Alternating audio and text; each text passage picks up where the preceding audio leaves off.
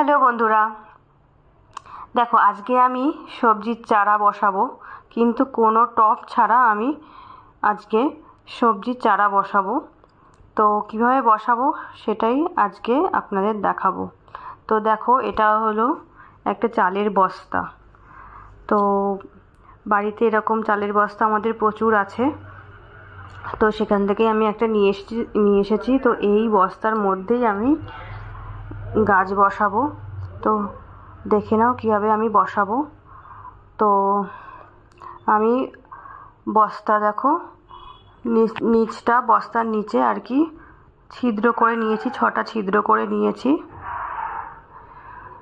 এবার দেখো বস্তাটা আমি মুড়িয়ে নিয়েছি, কারণ অতটা তো লাগবে না, বস্তাটা মোটামুটি অনেকটা বড়, যার জন্য ওটা আমি মুড়িয়ে নিয়েছি। আর এটা দেখুন একটা চালের প্লাস্টিক, যথেষ্ট মোটা প্লাস্টিক, রোদে সহজে নষ্ট হয়ে যাবে না। দেখুন এই প্লাস্টিকের মধ্যে দেখুন একটা বড় ছিদ্র দেখতে পাচ্ছেন, এই ছিদ্রটা ইঁদুরেই কেটেছে আর কি। এটা আমি পাতা দিয়ে মেকআপ করে নেব। তো আর একটা প্লাস্টিক, এই যে এটা হচ্ছে আটার প্লাস্টিক, ঠিক আছে, এটাও যথেষ্ট মোটা প্লাস্টিক, রোদে সহজে নষ্ট হয়ে যাবে না রোদ লাগলে। তো এই 3টে জিনিস দিয়েই আমি গ্রো ব্যাগ বানিয়েছি। তো কিভাবে এবার আমি গাছটা বসাবো সেটাই আপনাদের দেখাবো। দেখুন আমি এর মধ্যে অনেকটা বেশি পরিমাণে পাতা দিয়ে দেব, যাতে গ্রো ব্যাগের ওয়েটটা একটু কম হয়। তো দেখুন আমি অনেক পাতা দিয়ে দিয়েছি, বেশ অনেকটা পরিমাণেই আমি পাতা দিয়ে দিয়েছি।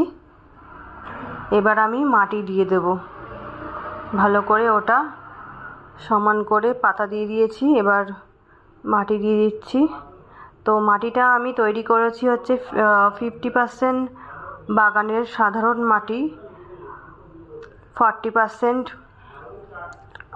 কিচেন কম্পোস্ট, আর 10% একটু ছাই দিয়ে দিয়েছি। ছাই দিলে কি হয়, পোকামাকড় সহজে আসতে পারে না, বা পোকামাকড় হয় না, বা কোনো ফাঙ্গাসের আক্রমণও হয় না, আর গাছকে অনেকটা হেলদি রাখে। আর 2 চামচ ফাঙ্গিসাইড দিয়ে দিয়েছি। তো এই সবকটি উপাদান একসাথে মিক্স করে আমি মাটিটি তৈরি করেছি। আমি মাটি দিয়ে দিলাম ভালো করে, সমান করে মাটিটা দিয়ে দিলাম। এবার আমি বাজার থেকে কয়েকটা চারা কিনে এনেছি, তো সেই চারাই আমি এখন বসাবো। তো আর একটু মাটি দিয়ে দিলাম।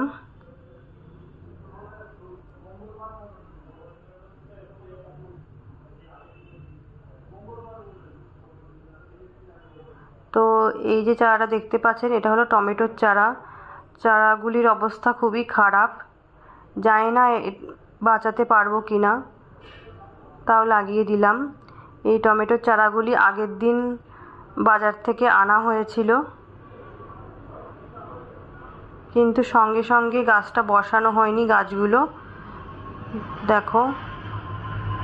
তাও আমি একটু জলে রেখে দিয়েছিলাম, জলের ছিটা দিয়ে, একটু তাজা ছিল, কিন্তু এখন দেখো অনেকটাই গাছটা ঝিমিয়ে পড়েছে, যথেষ্ট ঝিমিয়ে পড়েছে। তো জানি না গাছগুলো বাঁচবে কি না, তাও বসিয়ে দিচ্ছি আমি ভালো করে একটু।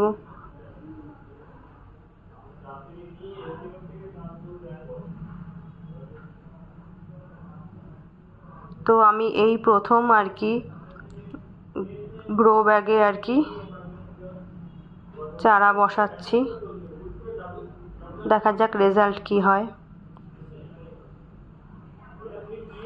তো আমি টমেটোর চারাগুলি বসিয়ে দিলাম এই গ্রো ব্যাগটায়।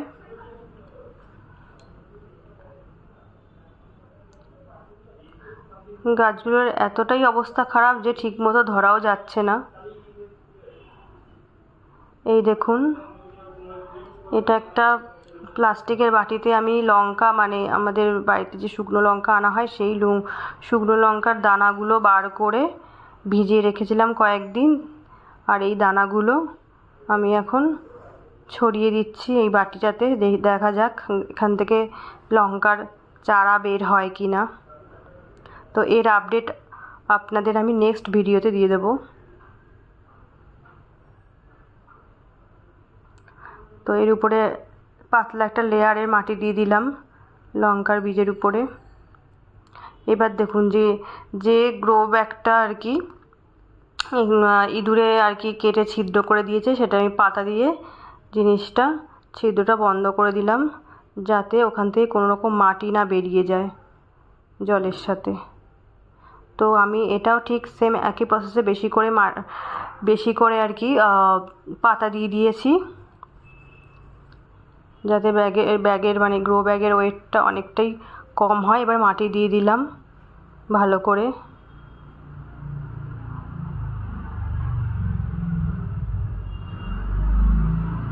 তো ভালো করে একটু চেপে চেপে মাটি দিতে হবে।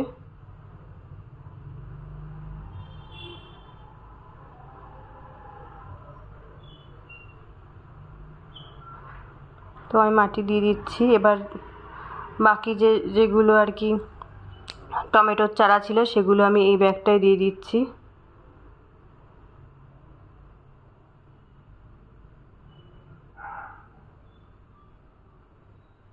সঙ্গে সঙ্গে টমেটোর চারাগুলো যদি বসানো হতো তাহলে এতটা খারাপ পরিস্থিতি হতো না।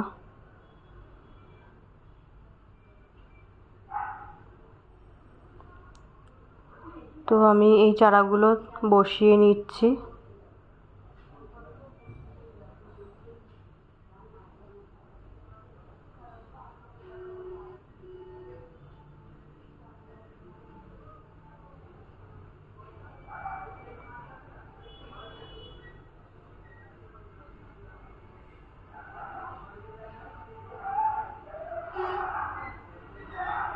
এবার দেখো এই আটার প্লাস্টিকটায় আমি এবার পাতা দিয়ে দিয়েছি বেশি করে। এবার মাটি দিয়ে দিচ্ছি ভালো করে, একটু চেপে চেপে মাটি দিয়ে দিচ্ছি। আপনারাও চাইলে এই প্রসেসে গাছ বসাতে পারেন গ্রো ব্যাগ তৈরি করে। সবসময় তো টব কেনা পসিবল হয় না, তাই বাড়িতে অনেক আর কি চালের বস্তা আর এর আটার বস্তা এরকম অনেক জমে গেছে, তাই ভাবলাম ফেলে না দিয়ে এর মধ্যেই গাছ বসানো যাক। তো দেখুন আমি ভালো করে মাটিগুলো চেপে চেপে দিয়ে দিচ্ছি।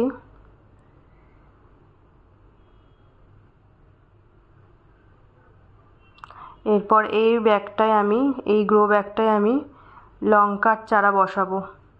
দেখুন লঙ্কার চারাগুলো আর লঙ্কার চারা টমেটোর চারা এগুলো একসাথেই আনা হয়েছিল। লঙ্কার চারা তাজা আছে আর কি, সতেজ আছে, কিন্তু টমেটোর চারাগুলো নষ্ট হয়ে গেছে। তো লঙ্কার চারাগুলো আমি বসিয়ে দিচ্ছি।